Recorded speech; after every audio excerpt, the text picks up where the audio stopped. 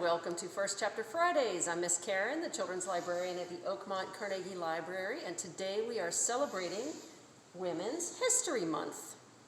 So I'm in front of our Women's History Month display. We've got many, many talented and amazing women featured on this display, and we keep adding books, so come in and check out some of these wonderful books that we have to offer at the Oakmont Carnegie Library. The book that I'm reading a little bit of today is called Little Feminist, celebrating 25 amazing women throughout history.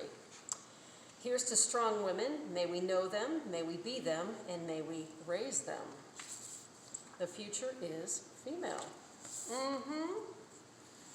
So the first featured female is Amelia Earhart. No adventure was too big for thrill-seeking pilot Amelia Earhart. She wanted to break flight records for speed and distance, just like men. Once Amelia decided she was going to fly, nothing could stop her. She loved flying so much that she worked several jobs to buy her own little plane, the Canary. Amelia's hard work paid off, and she became the first woman to fly over the Atlantic Ocean, first as a passenger, then on her own. Still, she dreamed of flying around the world. This would be her last and most difficult challenge. On her journey, she glided over wild jungles in South America, saw hippos in Africa, and soared next to eagles in India. Amelia flew more than 20,000 miles. Her trip was almost complete when her plane disappeared over the Pacific Ocean. Amelia was never found, but her spirit for adventure lives on. Our second featured famous woman in history is Katherine Johnson. A man may have walked on the moon, but it was a woman who helped put him there. Her name was Katherine Johnson. Before computers, NASA, the American space program, counted on people like Katherine to solve difficult mathematical problems. Katherine could predict where a spaceship would land by calculating its speed and the moon's orbit. Unfortunately, not everyone saw her brilliance right away. She lived at a time when women and black people were often overlooked. But Katherine knew her work was important.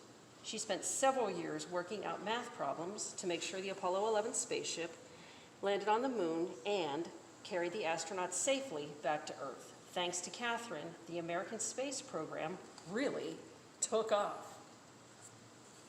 And the third woman that I'll feature in history is Maya Lin.